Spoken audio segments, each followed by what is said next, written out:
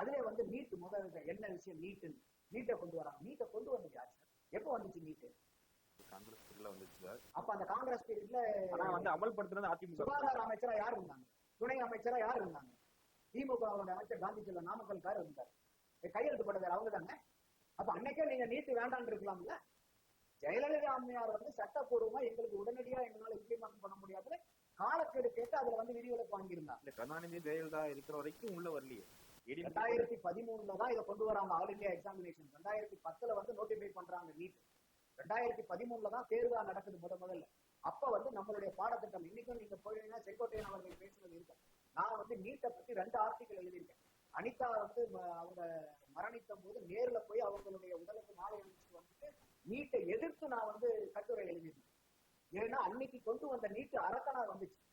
ஏன்னா அன்னைக்கு வந்து நம்ம படிக்கிற மாநில திட்டங்கள் பாடத்திட்டங்கள் வேற, அங்க அவங்க கேட்கக்கூடிய கேள்விகள் வந்து வேற, திட்டங்கள் வேற. அப்போ செங்கோட்டையன், இன்னைக்கு முன்னாள் அமைச்சர் செங்கோட்டையன் தான் அன்னைக்கு வந்து கல்வித்துறை அமைச்சர்.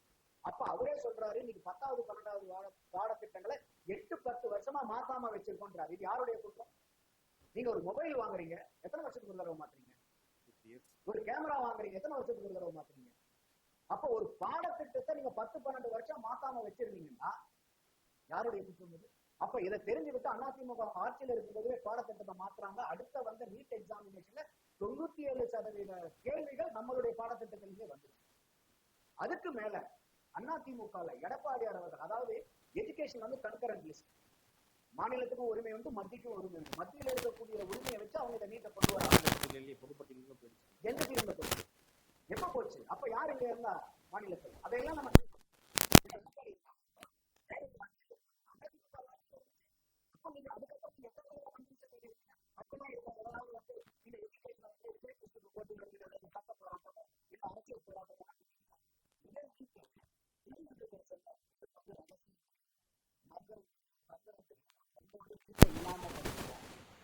சொன்னாங்களா இல்லையா?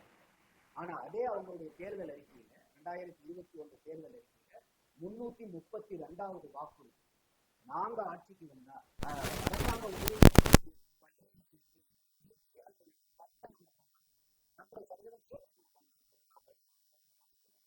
அப்போ ஒரு பக்கம் மக்கள் பக்கம் தெரியும். அப்ப இந்த கதை தெரியும். இன்னைக்கு வந்து இன்னைக்கு அரசியல் தெரியும் சொல்லுங்க. அப்ப இன்னைக்கு வந்து அனைத்து கட்சியை கூட்டாளர்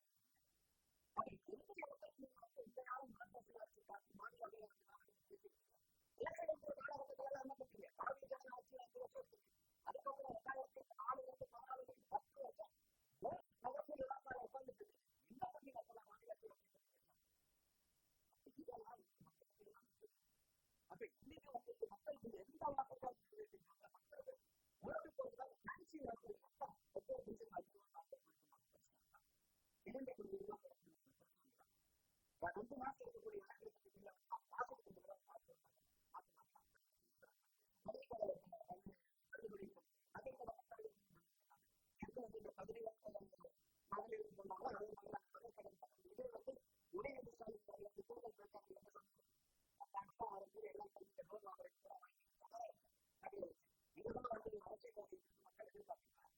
மக்களுக்கு என்ன மாதிரி இந்த கலாச்சாரம்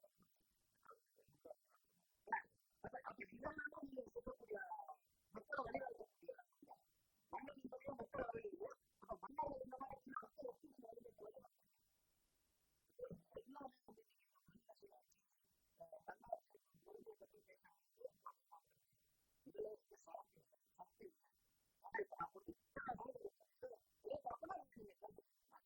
சக்தி சொல்றது கூட பொய்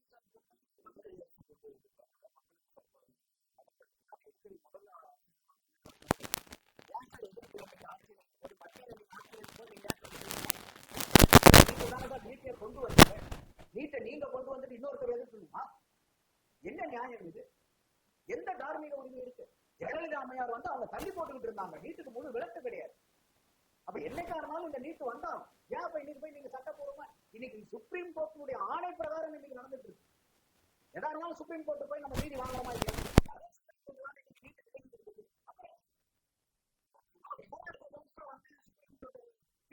சந்தோஷம். சுப்ரீம் கோர்ட் வந்தது நீட்டுக்கு ஆதரவா சுப்ரீம் கோர்ட்டுக்கு சுப்ரீம் கோர்ட் கேட்டது என்ன அளவு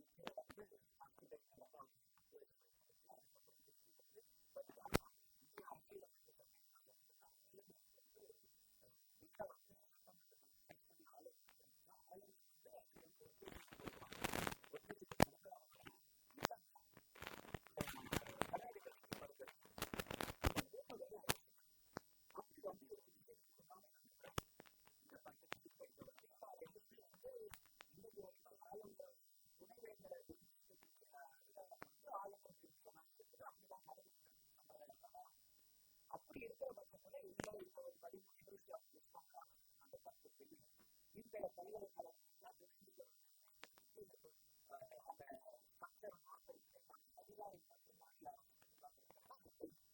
அப்ப வந்து என்ன பண்றாங்க, ரெண்டாவது அப்படியே அப்படி அனுப்பும்போது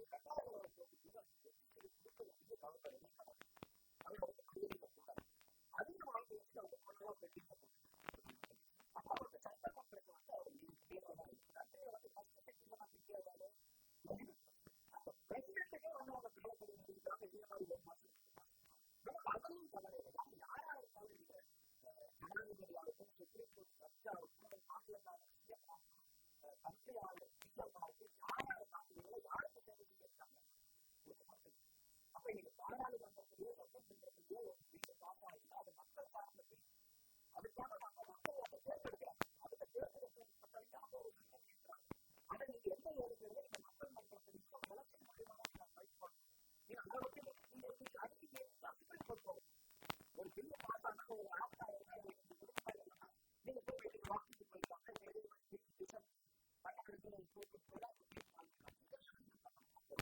இந்த கோர்ட் வந்து இந்த காவல்துறை வந்து ரொம்ப ஆனா இது எந்த கவர்னர் வந்து டிரான்ஸ்பர் இல்லை அப்படின்னு சொல்லி அவங்க அந்த 10 பெண்களை வந்து எனக்கு நிர்வாகி சொன்னாலும் அதை கூட சுப்ரீம் கோர்ட் அதை அட்டன் பண்ண அதான் வந்து மத்திய அரசாங்கம் என்ன கேட்கிறாங்க. அப்புறம் சுப்ரீம் கோர்ட் வந்து நீங்க